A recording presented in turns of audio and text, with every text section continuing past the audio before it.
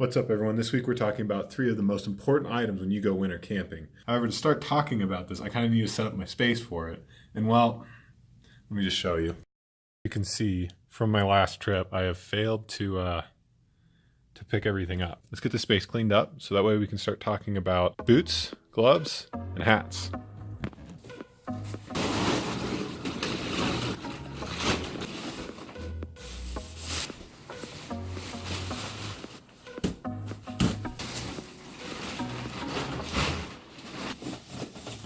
We're going to start off with gloves. Typically the things I look for is it has to fit, like absolutely has to fit. Besides them just fitting lengthwise, you need to also check all the fingers. If it's very, very tight and squeezing very hard on your hands, they're not going to keep your hands warm because it's constricting all the blood flow, which is how your body gets that heat out towards your fingers and your toes and stuff like that. I also look for a cinch around the wrist. And the reason I want it to cinch around the wrist, right there behind the thumb, is so that way it gives the best possible grip and it's not going to just slip right off. And it also is going to trap in all that heat inside the hand. The other thing I look for is some sort of drawstring. It's going to keep the snow from getting inside the glove or make it a lot harder to do so. Some sort of clip where they can clip together. This is just to keep everything organized and together. Now let's work our way from warmest to coldest. I think you can get these at surplus stores. I don't know, I borrowed them. These are great for snow cave building or something like that, because when you put them on, they go all the way up your arm, and so that way they're covering whatever jacket, and just there's zero chance of that snow getting in there and getting onto your hand. However, they are super, super warm. Your more common glove that you see is some sort of type of ski glove. These are typically down or some sort of synthetic insulation material.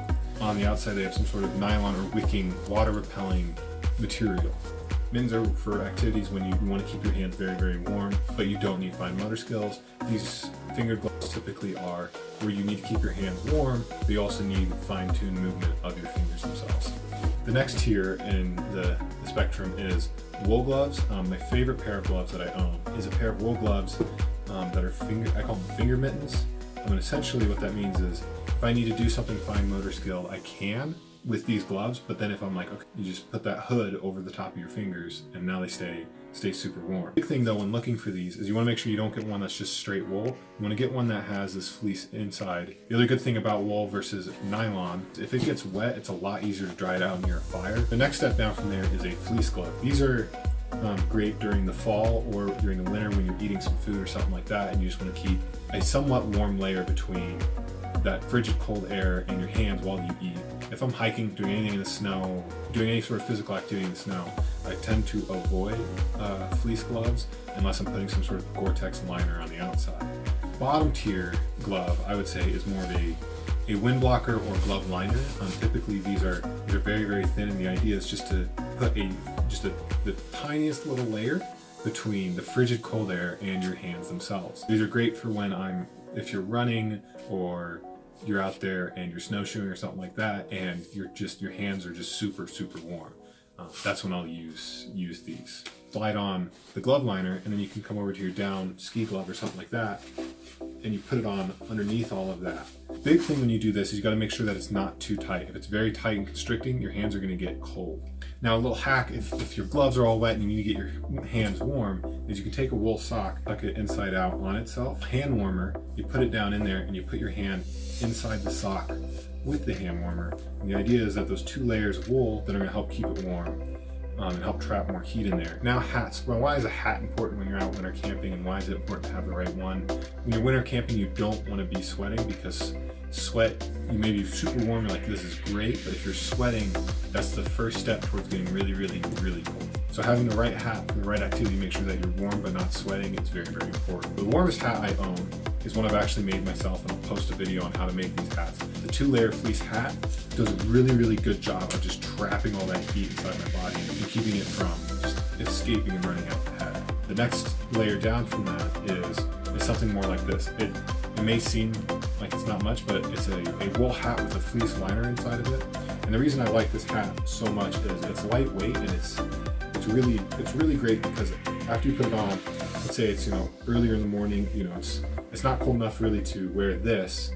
However, this with its flaps are able to keep your ears warm, or let's say it's too warm, you can actually it looks goofy, but you can you can pop it up like that and insulate less of your head as you go, and you can actually kind of control your body heat a little bit better. And since it's wool, it's easy to dry out. A step down from that is a thicker cotton, maybe fleece hat. I do not recommend getting cotton. It's just, when it gets wet, it loses all its thermal properties, it becomes heavier, and it takes forever to dry out, and it's just miserable. Just to make that thin little layer between that frigid air and my head. So why is having the right boot important? Two things I look for. Number one, and this is really the biggest thing, is does the boot have a liner?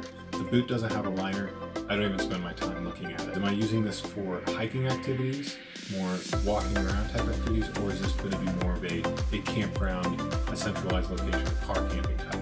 How tall is it on the leg? So a boot like this, while these are great boots for hiking and stuff like that, when you're in the winter and you're out there in the snow, these aren't that great because odds are when you step into the snow, it's going to go above that height. You want something that's a little taller, and so that way when you take that step and you come into the snow, it only maybe goes up to there. There's less chance of that snow to fall down inside your boot. How many ways can I control how tight it is, or how loose it is, and how much control do I have over the boot?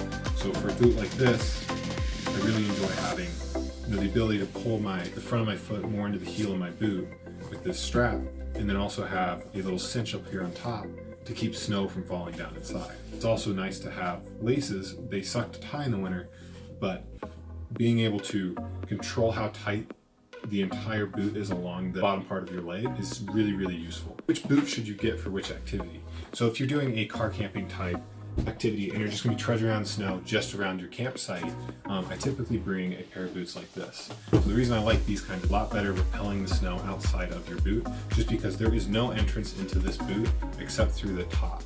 And here at the top, you can actually just cinch that right up to your leg, making it very, very difficult for the snow to get inside your boot. One constant piece of rubber all along throughout everywhere over here on the bottom, so it means there's less chance for there to be a split seam somewhere for moisture to leak into the boot.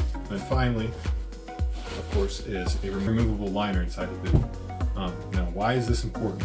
So at the end of the day, after you've done all your activities, you've been sweating, your feet have been sweating, this is probably a little damp, and your boot is probably a little damp. So at the end of the night, when you take your shoe off, instead of having to bring your entire shoe into your tent, sticking it in a bag, and then sleeping with your boot, you just pull this liner out, you stick it inside your sleeping bag with you. It stays warm all night. Even if you wake up in the morning and this guy's frozen solid, you have something that's warm, or at least not frozen, that you can stick inside your boot and stick your warm foot inside of. That way you're not taking your warm foot that you just got warm all night and sticking it straight into what feels like a freezer. Now these boots, they have this front flap is actually sealed all the way down, so that way snow still can't get in here. However, with the laces, you're able to control how tight they are. They last a long time. And my favorite part about them is how thick this liner is, 3/8 of an inch thick. They're incredibly, incredibly warm, and do a great job when you're out there in the cold. Hope this helped you guys kind of figure out what you need when you're out there to have a good time. And again, this is not an exhaustive or the only way to do things. This is just a good starting point, a good guideline, a good baseline for you guys to start. I hope you guys enjoyed this. Happy trails, and we'll catch you next time. Side bonus, gaiters is what some people call them. The idea behind a gaiter is that you can wrap it around the top of your boot and it goes up more of your leg, and it keeps the snow from coming in. You typically have some sort of Velcro attachment there, and then the leather adjustments that let you tighten the top of it and bottom of it and make sure it works. No? Well, unless you're, doing actual lumber work, but even then, still probably no. Lighter weight fleece glove, slide that right inside your leather glove. And now you have a warm leather glove that can protect your hand when you're working,